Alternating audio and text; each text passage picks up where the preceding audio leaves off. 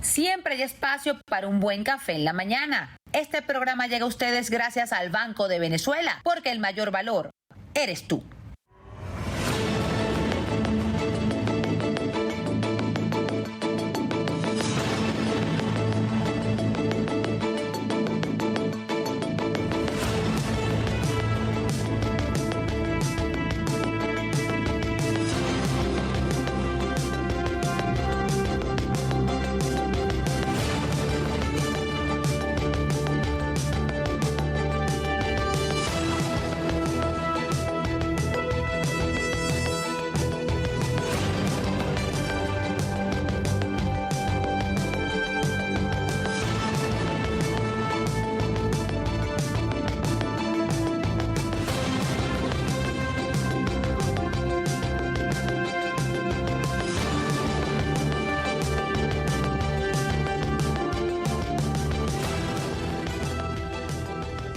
Muy buenos días, tengan todas y todos bienvenidos como siempre a su programa Café en la Mañana. Organización Popular y el Partido Socialista Unido de Venezuela realizaba su congreso, el partido más grande en América Latina. Ayer nuevamente se reunía para seguir sentando las bases rumbo a ese Estado comunal, rumbo a ese socialismo, para seguir avanzando en esas políticas de Estado, porque recordemos que el PSV va de la mano con el gobierno bolivariano y siguen avanzando en esas acciones que van en pro del poder popular. Señor Caballero, ¿cómo está? Muy buenos días. Muy buenos días, así es. Ayer se ha desarrollado con éxito este quinto congreso del Partido Socialista Unido de Venezuela.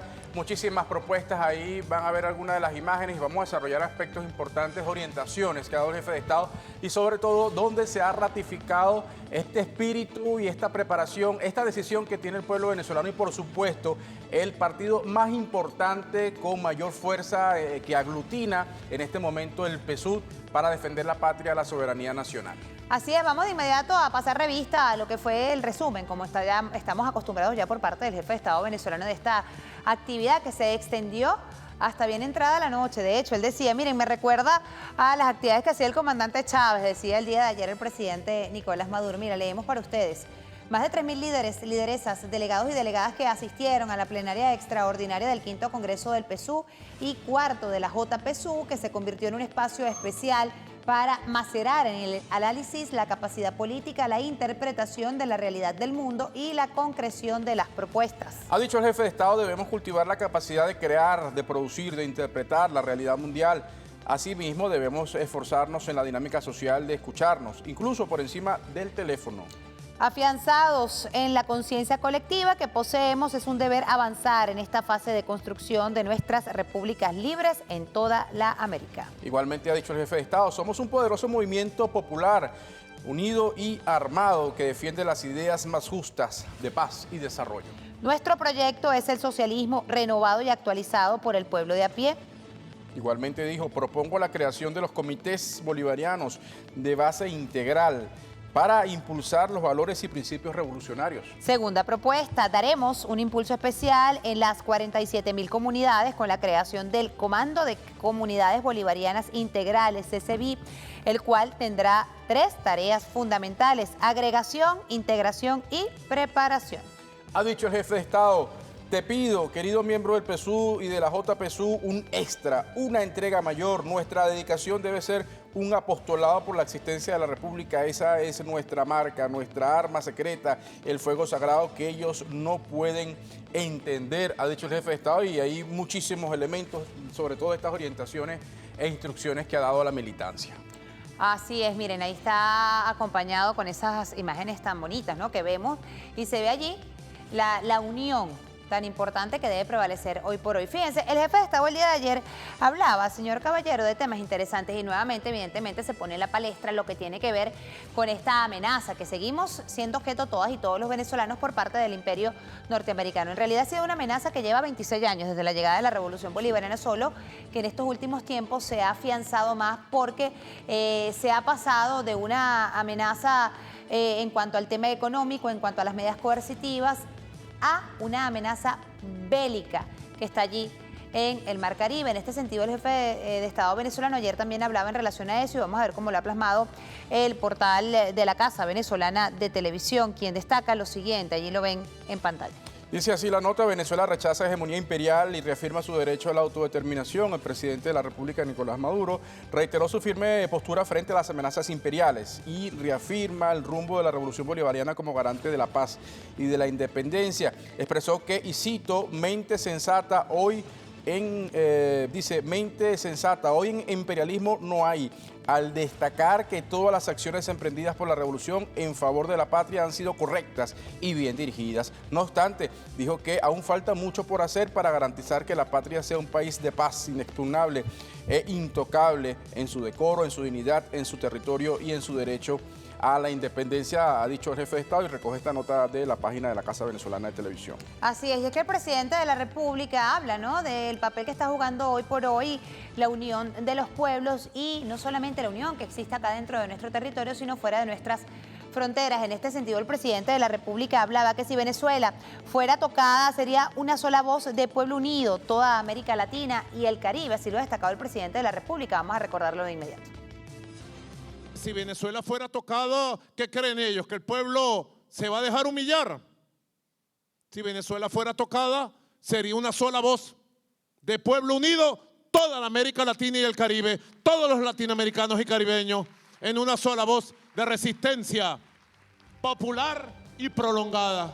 Así lo ha dicho el presidente de la República, Nicolás Maduro. Fíjense, ayer durante su alocución también hacía referencia a 3 pronunciamientos súper importantes que se desarrollaron el día de ayer, y él quería evidentemente darle una mención especial por lo que ello significaba. El primero de ellos fue un pronunciamiento realizado por el Papa en función a lo que está ocurriendo en nuestro país. El segundo de ellos fue en relación con Luis Ignacio Lula da Silva, presidente de Brasil, por esta cumbre que se viene de la cumbre CELAC-Unión Europea, que Lula decía que ya va un momento, o sea, la cumbre tiene que tener como eje principal la situación que se está presentando en el Mar Caribe y Estados Unidos, y un tercer pronunciamiento de las Naciones Unidas. Vamos de inmediato a escuchar o a ver el pronunciamiento que hiciera el Papa a propósito de la situación que ocurre en contra de Venezuela. Vamos a ver. Le tensioni al largo del Venezuela tra lotta al narcotraffico e una nuova guerra fredda, come valuta le navi, le armi, le navi da guerra al largo del Venezuela? Ma comincio a dire oggi la festa delle Forze Armate in Italia, auguri. Un paese ha il diritto di avere i militari per difendere la pace, per costruire la pace. Allora in questo caso sembra un po' diverso, aumentando la tensione appena... 5 minuti fa ho letto una nuova notizia che stanno dicendo che è ogni volta più vicino alla costa del Venezuela. Penso che con la violenza non vinciamo. La cosa è cercare il dialogo, cercare con un modo giusto per trovare soluzioni ai problemi che si possono esistere in qualche paese. Bueno, ahí está, lo ha dicho el Papa en este caso, y sobre todo hay varias cosas interesantes que además dice. Él dice, cada 5 minutos una noticia, mucho de lo cual en esa supuesta o aparente noticia lo que se esconde son campañas de desprestigio, campañas de odio, campañas de atemorizar a nuestro país. Y el tema psicológico, el presidente lo es decía, la campaña psicológica. El presidente lo decía el día lunes en su programa. Miren, el tema de la campaña psicológica que se ha emprendido en contra de Venezuela y en contra de los venezolanos, porque todos los días nos llega una noticia distinta, que sí, que vienen, que están cerca, que están aquí, que están adentro, que la CIA. Eso es una campaña, eso no es fortuito, eso no es por casualidad y no que nos provocó. Sí. Todo eso está fríamente calculado. ¿Ah? Como Lex Luthor, ¿no? Utilizan la inteligencia para el mal. Bueno, eso es lo que están haciendo ellos desde Estados Unidos para agredir de manera psicológica a todos los venezolanos. Es una realidad, uno está en tensión, ¿qué va a pasar? Uno amanece, le agarra el teléfono y ve una noticia, otra noticia, ajá. Eso está ocurriendo, y eso lo hacía la alerta del presidente el día lunes en su programa. De hecho, ayer, junto con esto que hace y comenta el Papa, es bien interesante porque el presidente también ayer hacía, ahí por ahí un sonido, no sé si lo tenemos, o más adelante se lo presentamos, donde él llamaba a reforzar lo que es la defensa de la paz y sobre todo a través de las plataformas y las redes sociales, justamente para contrarrestar esa campaña. Sí. Se pronunciaba también Lula. Ustedes saben que Lula se reunió muy recientemente con el presidente de Trump, y ahí se especuló mucho de lo que se había hablado. Ayer Lula ratificaba el camino del diálogo, pero también decía lo que él le dijo al presidente de los Estados Unidos. Lula enfrentó a Donald Trump y le dijo, el problema o los problemas de los venezolanos los resuelven los venezolanos, sin injerencia del gobierno de los Estados Unidos. Eso lo dijo también el día de ayer, Lula. Así es, ya de inmediato vamos a revisar lo que ha dicho Luis Ignacio Lula da Silva, pero se está llevando a cabo casualmente, señor Caballero, porque se cumplen 20 años de adiós al ALCA, y se está desarrollando un foro que lleva por nombre Lucha contra el ALCA, desafío de los pueblos, y está haciendo su intervención a esta hora Pedro Calzadilla, para que ustedes vean que ese tema de la intervención en contra de nuestro país es desde hace años, bueno, y Chávez siempre le salió el paso. Bueno, vamos a ver qué ha dicho, qué está diciendo. Esa maquinaria no solo nos hace olvidarlo, sino que a veces convierte las victorias nuestras en derrotas para nosotros. Y lo que es peor, a veces nuestras victorias las convierte en sus victorias. Por eso, nosotros que estamos congregados aquí, para recordar una descomunal victoria que tuvimos como pueblo hace 20 años,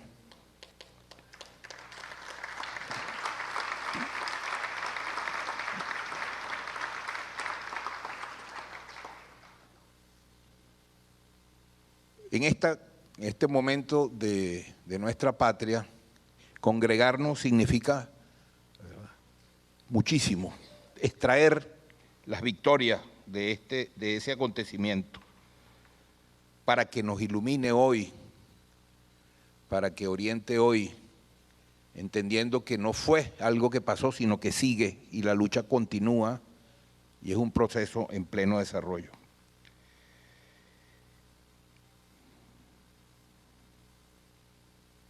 Victoria en Mar del Plata. Qué cosas, ¿no? Y de repente uno empieza a revisar nombres de la historia y Mar del Plata, Playa Girón, playas de Chuao y Macuto. Bueno, Playa Girón en el 1961. No había nacido yo todavía, me faltaba un año. Playas de Chuao y Macuto, 2020, el mar otra vez.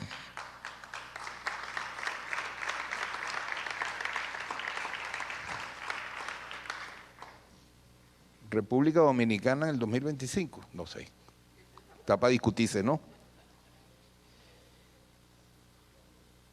Hace 200 años, en 1823, hace poco conmemoramos 200 años, nos las pusieron en Maracaibo y los derrotamos en el mar Caribe, en el lago de Maracaibo. Ahí le dimos el finiquito al colonialismo español aquí en Venezuela. Ahora escogieron de nuevo el mar y yo creo que allí los vamos a derrotar otra vez.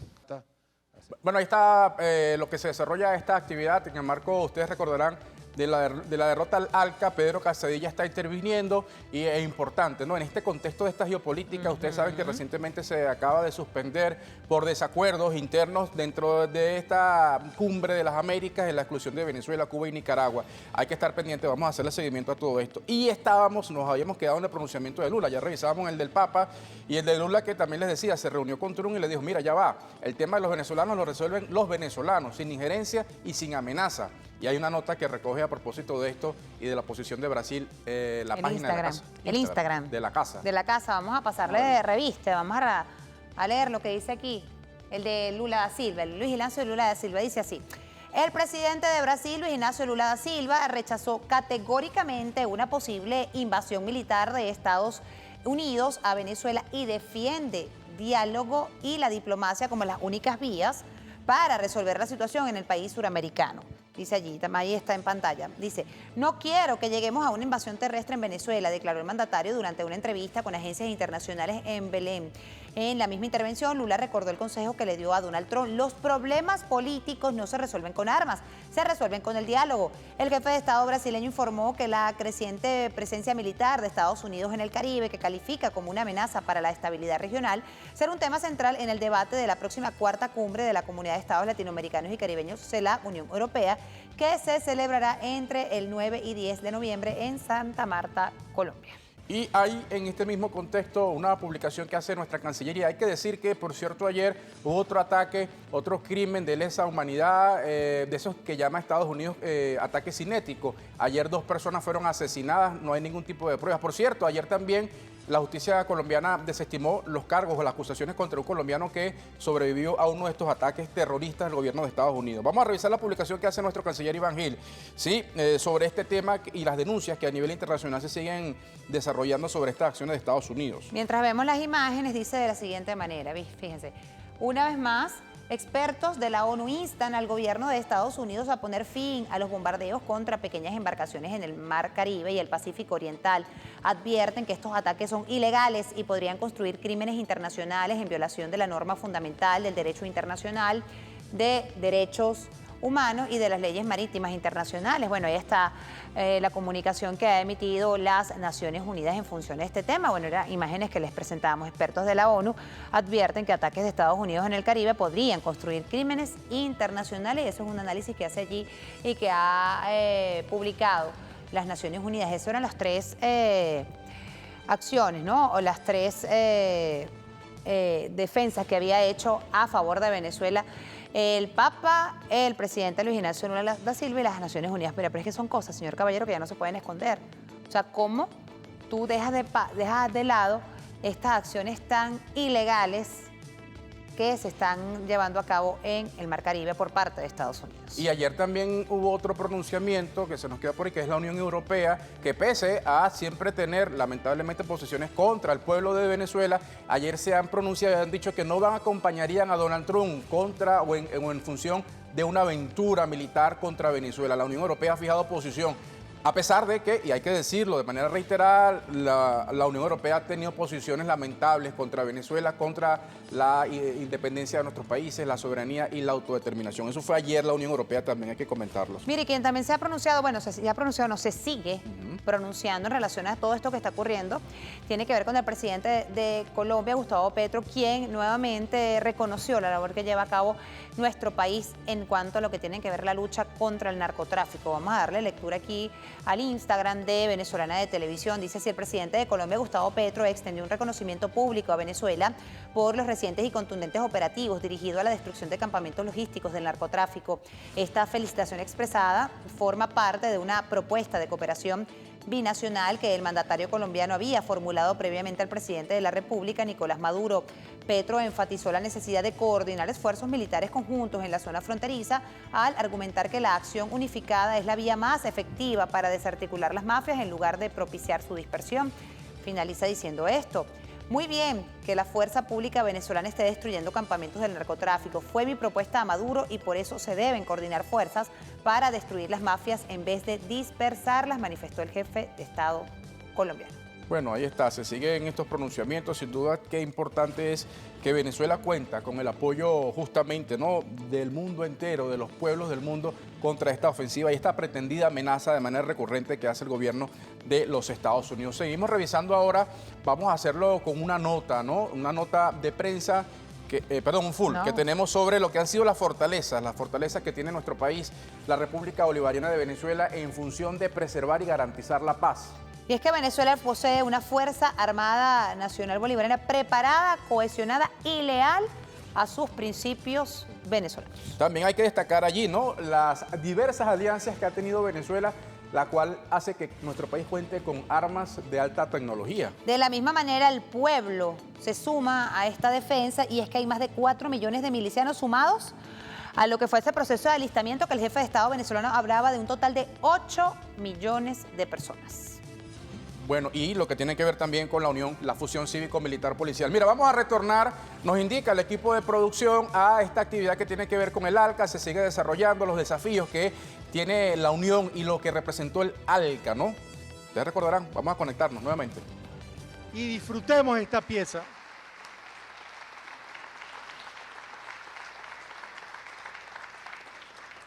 Gracias. Bueno, queremos agradecer a todas ustedes por su presencia y participación. En primer lugar, otro fuerte aplauso a todo este pueblo que está presente en esta actividad, a las instituciones, a los partidos políticos, asimismo a todos los que están conectados a través de nuestras plataformas de redes sociales del Instituto Pueblos y CELAR.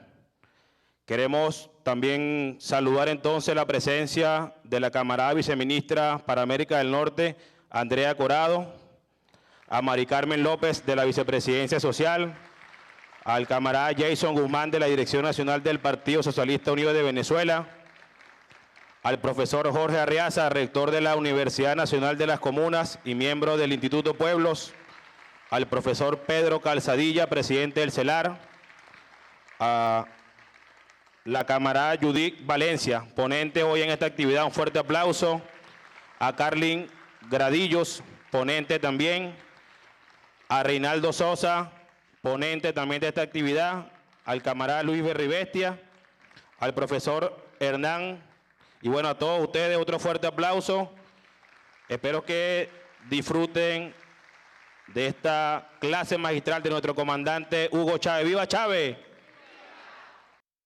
Mientras el equipo técnico se prepara para el documental, vamos a invitar al profesor Jorge Arriaza con un fuerte aplauso al podio para que dé unas palabras de esta actividad.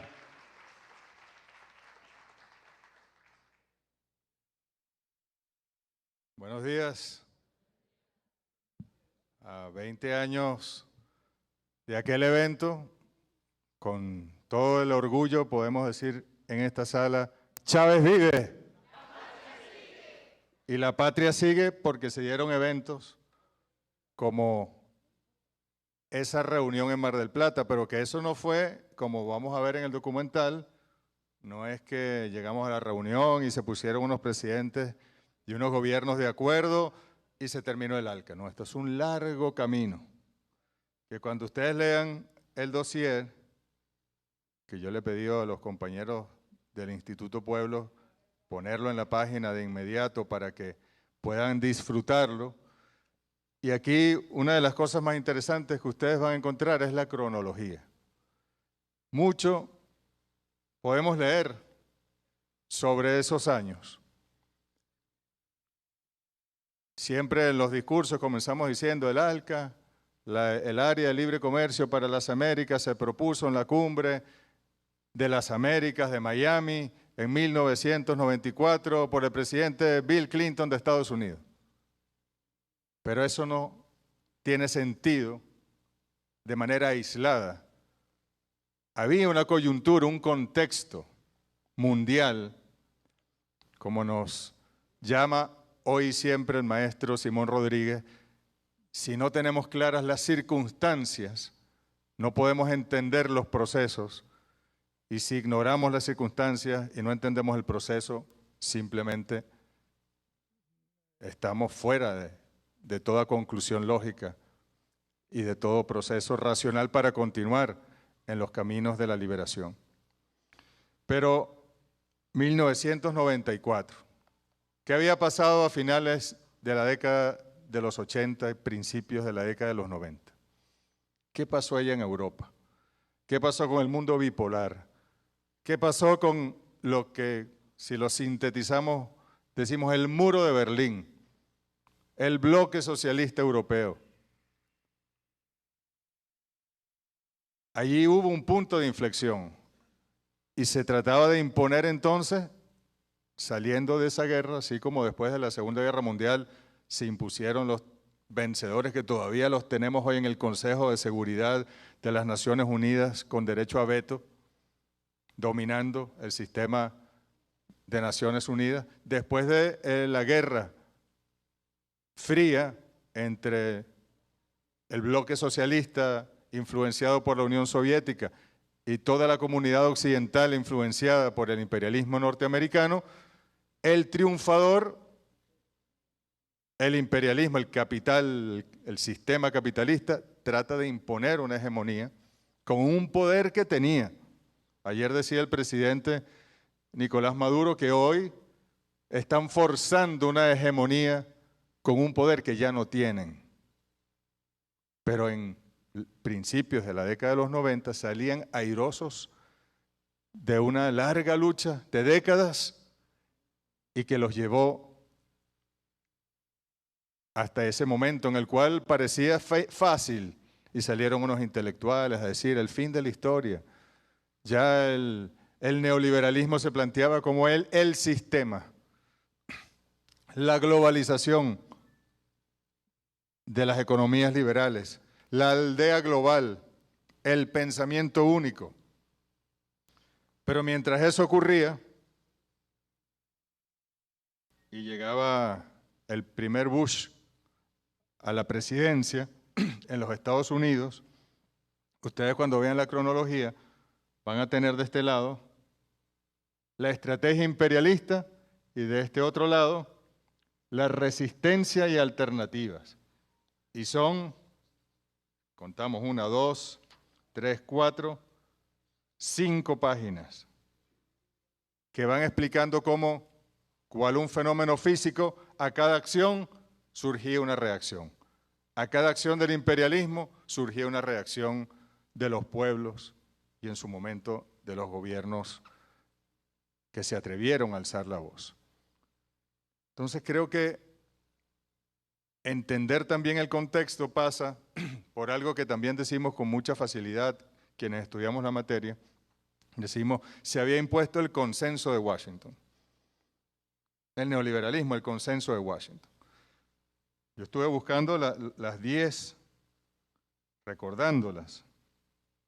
El consenso de Washington fue una síntesis que hizo de la propuesta neoliberal de aquel momento, un intelectual, un economista, John Williamson, en una conferencia en 1989 en el Fondo Monetario Internacional, y él lo redujo a 10, digamos, medidas de esa receta que llamamos el consenso de Washington. Número 1, la disciplina fiscal. Los gobiernos deben evitar grandes déficits presupuestarios para no generar inflación, etcétera. Hay que reducir lo que ellos llamaban el gasto. Y reducir el gasto es reducir el gasto público. Y reducir el gasto público es reducir lo que nosotros llamamos la inversión social. Es decir, no inviertas en educación, no inviertas en salud, no inviertas en vivienda, no inviertas en alimentación, no inviertas en el ser humano. Invierte en lo que te dice el mercado y el Fondo Monetario y el Banco Mundial que debes invertir. Segundo, reordenamiento de las prioridades del gasto público. Precisamente esto es lo que le decía, no a los subsidios generales a la población, sino hacia las áreas que favorezcan el crecimiento, etc. Una reforma tributaria. De esas reformas tributarias, no donde los ricos pagan más, los que más tienen pagan más y los que menos tienen pagan menos, no. Lo hemos visto en Estados Unidos, en esta misma administración, hacen reformas tributarias para que los que más tienen paguen menos y los que menos tienen paguen más y se queden los que menos tienen sin seguridad social, sin salud, etc. La liberalización financiera. No, las tasas de interés. No puede haber un banco central que tome decisiones de manera soberana. Las tasas de interés y toda la materia financiera, monetaria, eso se decide en un centro de poder. Se eliminan todos los controles sobre el flujo de capitales, la movilidad de capital. Tipos de cambio competitivo, es la quinta. Tipo de cambio debe ser determinado por el mercado. El mercado. Liberalización del comercio. Aquí entra la señora Alca, esta área de libre comercio para las Américas, con economías profundamente desiguales, con una asimetría brutal a favor de la economía estadounidense, cero proteccionismo, cero aranceles, que por cierto nunca los Estados Unidos ha dejado de aplicar medidas proteccionistas a sus productos, sobre todo los agrícolas y otros, pero sí le impone a los demás, los que firman acuerdos de libre comercio con ellos, que liberen por completo su comercio. Séptimo, la liberalización de la inversión extranjera directa. Bueno, permitir, facilitar prácticamente sin pechar a la inversión extranjera directa para que se aprovechen usualmente de las condiciones laborales, de la mano de obra barata, etc. 8, las privatizaciones. Las empresas estatales deben ser vendidas al sector privado bajo la premisa eterna de que el sector privado es más eficiente que el público y las va a gestionar de manera, digamos, más beneficiosa para los pueblos, que sabemos que eso es absolutamente falso. Si aquí no llega la revolución bolivariana y no llega el comandante Hugo Chávez, no habría un sistema de salud pública, no habría un sistema de educación pública en el país. Médicos en la comunidad, un centro de diagnóstico integral en un barrio, por más problemas que hayamos tenido gracias al bloqueo, ahí está el médico, está el CDI. Eso lo privatizarían todo. Y si a usted le salió un callo en un pie, entra en un CDI y le cobrarán solo por entrar, como dicen ahora los muchachos, su 100 dolitas, solo por entrar. Y cuando le hagan algún procedimiento, ya usted no tendrá con qué pagarlo, sálgase de aquí y vaya a ver cómo hace. El 9, la desregulación. Los gobiernos deben eliminar las regulaciones que impiden la entrada de nuevas empresas a los mercados o que restringen la competencia para fomentar la libre empresa. La falacia de la libre empresa, donde los grandes monopolios cartelizados son los que imponen las reglas de juego, pero le imponen a su vez a los gobiernos y a las economías mucho más pequeñas en dimensión que fluyan a través de la libre empresa y el libre mercado. Y un tema que se discutió mucho en el ALCA, en las negociaciones, que fue la propiedad intelectual, que también tiene inmensas consecuencias en los procesos. Entonces, yo los voy a invitar a que veamos este documental. Yo quiero felicitar al equipo del Instituto Pueblos. Este es un instituto naciente. ¿En qué fecha fue que nació? El 12 de junio de este año. Así es, veíamos la intervención de Jorge Arriaza en este foro que lleva con nombre Desafíos a propósito de este tema del ALCA, pero recordemos que hace 20 años fue el comandante supremo Hugo Chávez en compañía de Fidel Castro donde le dijeron y le pusieron fin al ALCA y no permitieron que eso se materializara en América Latina porque sin duda alguna iba a ser una destrucción en materia económica para nuestro continente. Eso lo hizo el comandante supremo Hugo Chávez. Y en este contexto seguimos abordando este tema geopolítico tan importante como en aquella fecha, en aquel momento, en aquella Argentina, con aquel discurso histórico del comandante Hugo Chávez. Vamos a hablar de lo que tiene que ver hoy con el contexto de la cuarta cumbre de la CELAC Unión Europea, un contexto muy especial, sobre todo cuando ya se ha conocido hace solo algunas horas la suspensión de la Cumbre de las Américas. Hubo varias, lamentablemente intentaron boicotearla, ¿no? La extrema derecha, sacando o impidiendo la participación de Venezuela, de Colombia, de Nicaragua, de Cuba, o mejor dicho, Colombia por solidaridad dijo, mira, ya va, no voy. Y México también dijo que no. Y me dijo que no. Ya tenemos ya a Víctor Vegas, analista internacional. Gracias por estar con nosotros y la importancia que tiene esta cumbre y cómo sopesarla con lo que ha sido recientemente esta suspensión de la Cumbre de las Américas. Bien, muy buenos días a todos. Gracias por la oportunidad. En este caso hablo en nombre de Dialéctica Geopolítica, que es la agencia de análisis y noticias internacionales que tengo a bien dirigir. Y con la esencia de socializar precisamente esta información en términos geopolíticos, la contextualización de lo que ocurre en el mundo, América Latina, por supuesto, no deja de ser la excepción. Bien, así decías hace un momento, bueno, tenemos un escenario importantísimo para el próximo domingo, 9 de noviembre, inicia lo que es la cumbre de jefe y Estado de Gobierno de la Unión Europea y CELAC, la Comunidad de Estados Latinoamericanos y Caribeños. Muy importante en el sentido de lo siguiente. En primer lugar, este mecanismo funciona a raíz de la estructura de la Troika. 3 naciones van a dirigir el mecanismo como tal, en este caso la República de Honduras, que se mantiene y entregó en enero de este año la presidencia pro tempore la tiene la República de Colombia, entonces hay que hacer un... De la CELAC. De la CELAC, exacto. Hay que hacer un énfasis acá porque saben muy bien que nuevamente el imperialismo estadounidense esta vez arrecia con la República de Colombia, contra la República de Colombia, principalmente contra su figura principal como es el presidente Petro, y lo ha incluido en lo que llaman ellos la lista Clinton, de una forma de agredir al gobierno colombiano que tiene una alta popularidad en este momento y en vísperas precisamente para el 2026 de las próximas elecciones presidenciales. Entonces buscan de una otra forma atacar al gobierno colombiano. Y adicionalmente la República Oriental del Uruguay va a mantenerse acá para el año que viene, que asume la presidencia pro tempore. Entonces hay que entenderlo porque el mecanismo de integración, como bien mencionábamos, la CELAC, va a estar constituido por 33 naciones, a diferencia de la Unión Europea, que son 27 naciones, 27 economías, que tienen una razón totalmente distinta y un contexto político muy diferente con respecto a los Estados Unidos. Bien recuerdan ustedes, de una forma muy vergonzosa. Se vio en la oficina oval sentadas las principales cabezas políticas, donde estaba la señora von der Leyen, la acompañaba igualmente la primer ministra italiana y acto seguido, bueno, el canciller alemán. A todas estas sometidos por Trump después de haberlos sometido, haberlos agredido prácticamente desde el punto de vista de los aranceles, bien, que no es distinto contra la región. Por lo tanto, pudiese alcanzar estos dos mecanismos que se reúnen por cuarta oportunidad, pudiesen alcanzar algún tipo de acuerdo, en función de que su constitución establece prácticamente 3 mecanismos lógicos o tradicionales, entre ellos la cooperación en materia antinarcóticos, asimismo la cooperación en materia migratoria y la cooperación en materia de innovación y tecnología. Le pregunto, una de las propuestas que ha hecho el presidente Luis Ignacio Lula da Silva, y lo veíamos, lo presentábamos al principio del programa, tiene que ver con poner sobre la mesa en esta cumbre CELAC Unión Europea la situación que se está viviendo hoy por hoy en América Latina y esta pretensión de agresión militar que tiene Estados Unidos en contra principalmente de Venezuela, pero uno se pone a ver a fondo y es contra toda América Latina. Así es.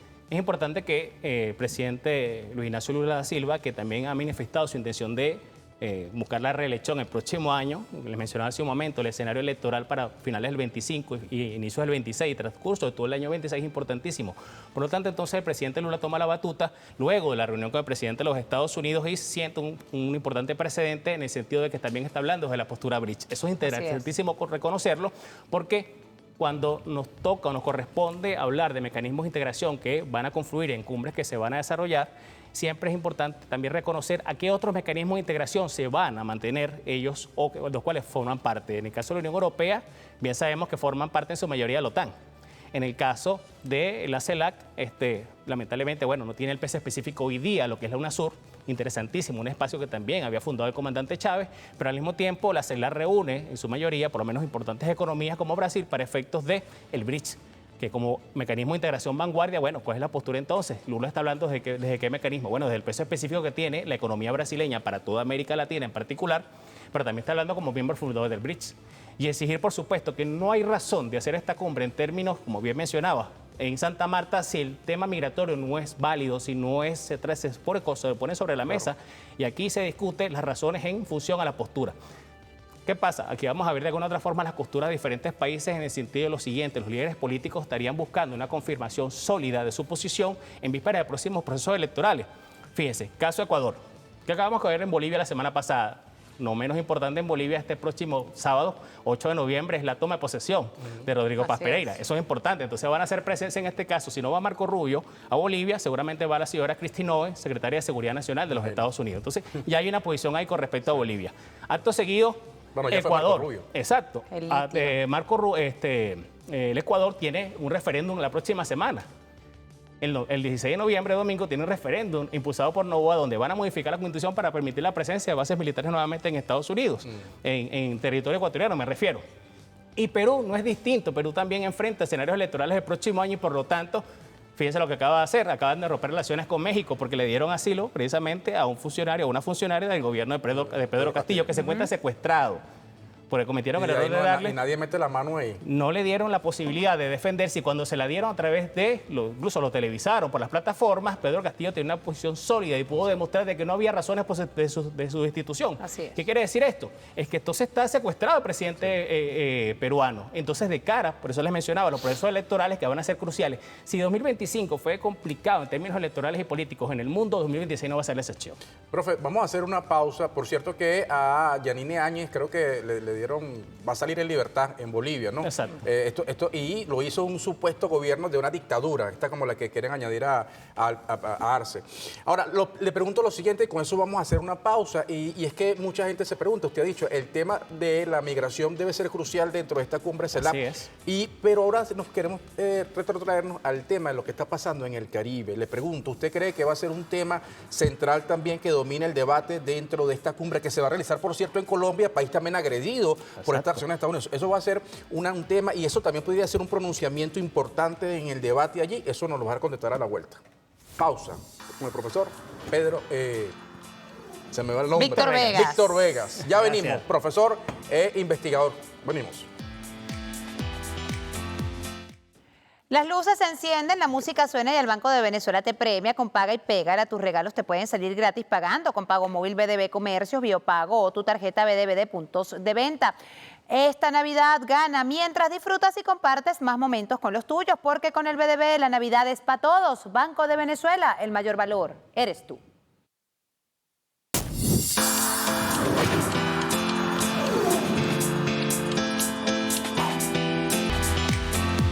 Víctor Vegas, profesor universitario, investigador y analista internacional, es nuestro invitado. Profe, le dejamos una pregunta al aire y tiene que ver con este tema que mucha gente dice, bueno, ¿qué va a pasar con lo que está pasando en el Caribe? ¿Será un tema de estas cumbres CELAC, Unión Europea? Usted ha dicho, el tema de migración debe ser obligatorio. ¿Y en lo que está pasando en el Caribe, usted cree que vaya a haber un pronunciamiento?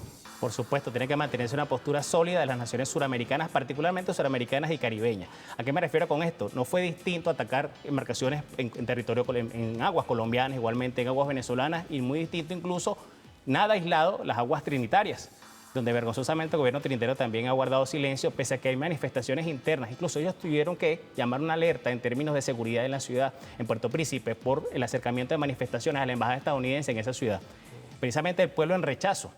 Porque hoy día, bien, si están las relaciones internacionales y la política exterior, y es una de las esencias que distingue lo que es la diplomacia bolivariana de paz, es que son los pueblos los que les se unen, no son las figuras políticas que correspondan circunstancialmente, son los pueblos los que van a mantener precisamente la alianza en términos de la integración, indiferentemente de nuestros dialectos, indiferentemente de nuestros idiomas, nuestras costumbres, son los pueblos los que se van a unir en términos de esencia para su relación internacional. Le pregunto, profe, ante este encuentro que se va a sostener durante este fin de semana, evidentemente, y lo decíamos tras cámara, existe, ¿no?, mucha divergencia entre las naciones que se van a presentar. Hablamos de pronto que puede que vaya Guyana, va a estar evidentemente naciones que están en contraposición en relación a lo que se está viviendo hoy por hoy. ¿Qué se puede esperar de esta cumbre tomando en consideración este mundo que estamos viviendo hoy por hoy tan convulso? Sí, evidentemente, como mencionas, pareciera haber una total incertidumbre.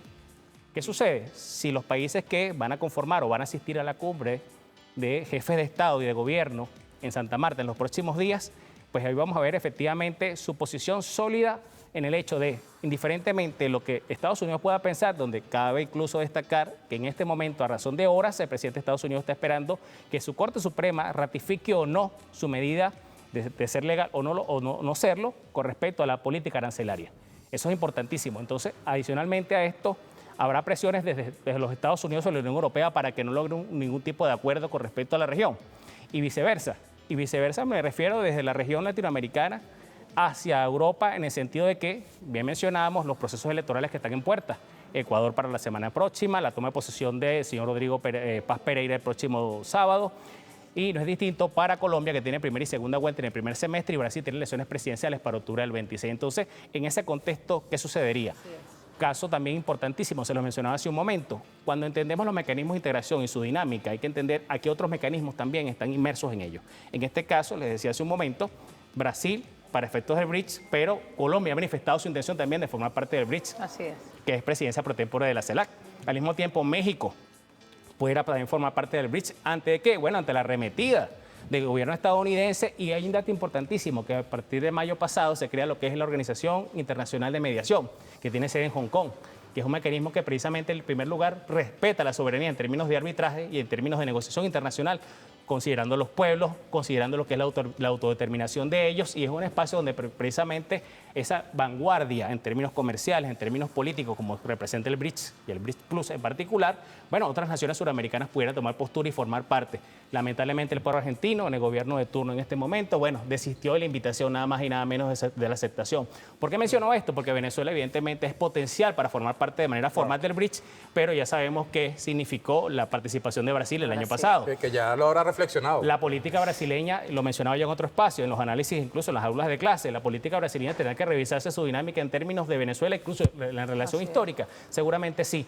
¿Qué pasa entonces cuando la República India, asuma la presidencia pro tempore del BRICS el año próximo? Entonces es un escenario importante en ese sentido. Profe, ya nos queda poco tiempo, pero bueno, hay tantas cosas. Uno se pregunta cuál va a ser el papel de los Estados Unidos, cómo va a querer interferir en esta cumbre CELAC Unión Europea. También hubo unas elecciones el día de ayer en los Estados Unidos. Hay cambios, los demócratas han obtenido importante avance, han alcanzado espacios. Pero quería preguntarle sobre ese tema de Estados Unidos. ¿Ustedes creen que busque interferir a través de los gobiernos cipayos que tiene en la región? Estados Unidos no cesa precisamente en su intencionalidad de agredir y al menos, como les mencioné hace un momento, generar la incertidumbre total. Si Trump pudiese tener algún tipo de estrategia, es no tener estrategia. Si busca, sí, precisamente, y eso no es casual, la doctrina establece y la evidencia en punto de vista intelectual a un señor, un autor estadounidense, Benjamin Cesinski, que crea algo llamado la teoría del caos constructivo. Y Cesinski, principalmente, Trump es uno de sus mentores o simplemente uno de sus actores políticos que ponen en práctica esta teoría en función de que, evidentemente, si su gobierno, su primera administración del 2017 al 2021 fue agresiva, esta no deja de serlo, de hecho, desde los primeros días. Recordemos muy bien que la acción arancelaria contra el mundo arranca el 2 de abril pasado. Y precisamente es el 9, casualmente el 9, cuando arranca la cumbre CELAC y la Unión Europea, donde él está esperando, les mencionaba hace un momento, en las próximas horas, que su Corte Suprema le permita o no seguir adelante con esta política, pese al marco de cierre de gobierno federal. Esa es otra cosa interesantísima acá. Bien. ¿Por qué les menciono esto? Porque eso va a incidir en la economía estadounidense. Es decir, mencionaba hace un momento qué impacto tiene el proceso electoral que se llevó el día de ayer a cabo en los Estados Unidos, donde en 11 estados hubo elecciones entre alcaldes, gobernadores, y pareciera que una corriente empieza a reconfigurarse desde el Partido Demócrata con nuevas figuras que se empiezan a posicionar. No casualmente, el gobernador de California, Gavin Newsom, anunció su intención de ser precandidato presidencial para el 2028. Entonces, pareciera que se reconfigura desde la postura y su interpretación de socialismo. Eso es importante. No es la interpretación nuestra histórica, no es la interpretación que vamos a basar, sobre la cual se construye el proceso político y el proyecto político enmarcado en nuestra Constitución, que es la seguridad de la nación, nada más y nada menos rescatada por el comandante Chávez desde el discurso del Congreso de Angostura por el Libertador, donde habla de él, el sistema de gobierno más perfecto a razón de la seguridad social. De ahí lo rescata el comandante Chávez, que rompe de manera definitiva con el paradigma de la seguridad nacional en Venezuela. Nos queda un minuto, pero le quiero saber su opinión en relación. Mire, pareciera que ya no se puede sostener la retórica por parte de Estados Unidos que la lucha que tienen en el Mar Caribe es por el tema del narcotráfico. Parece que ya es un tema insostenible. Hemos visto pronunciamientos que antes estaban silenciados y que ya empiezan a alzar su voz. Vimos la ONU alzado su voz en relación a este tema. Lula da Silva, que al principio estaba un poco cabizbajo, también alzado su voz en relación a este tema. Y vimos el día de ayer también declaraciones en relación al Papa, hablando de que la vía violenta no era la salida, que había que hablar de la paz en este continente. ¿Cuál es su opinión al respecto? Eso es muy interesante, sobre todo en particular cuando mencionas desde el Vaticano. Hay que recordar que cuando hablamos del Papa no exclusivamente es un tema religioso, es un jefe de Estado. Un jefe de Estado, exacto. Y como jefe de Estado tiene una postura importantísima y nada más y nada menos que el Papa actual, que es nacido en los Estados Unidos, pese a que, bueno, asume la nacionalidad y se naturaliza como peruano. Y fue importantísimo el día de su posesión como tal, porque el mensaje lo da en castellano. Eso es sumamente interesante, un nacido en Estados Unidos.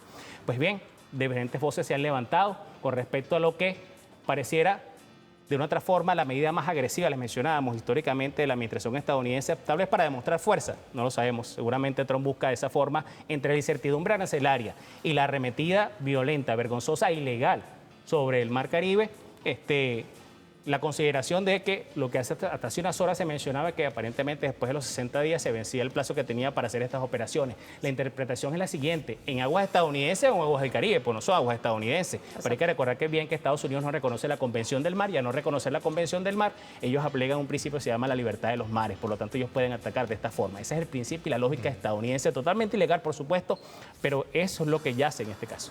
Profe, muchas gracias. Víctor Vegas, un análisis muy interesante, lo vamos a volver a invitar, porque sin es. duda ha sido demasiado catedrático, muy argumentativo en estos temas, sin duda que es de vital importancia que la gente lo conozca. Mira, no hablamos de la Vinotinto, felicitaciones a nuestros muchachos. Sí, qué alegría. Oye, estamos en deuda, mañana sacamos un videíto, ¿vale? Tremenda victoria, 3-0, estamos en deuda. Mira, eso tiene lecturas. Sí, muchas lecturas. Eso tiene lecturas que nuestras Vinotintos, sub-17 y nuestros muchachos de la Vinotinto, que están en pleno auge, tengan estos triunfos. Eso tiene una lectura, bueno, pero mañana podemos hacer un análisis de eso. ¿Por qué esta Vinotinto sí y por qué la Vinotinto no?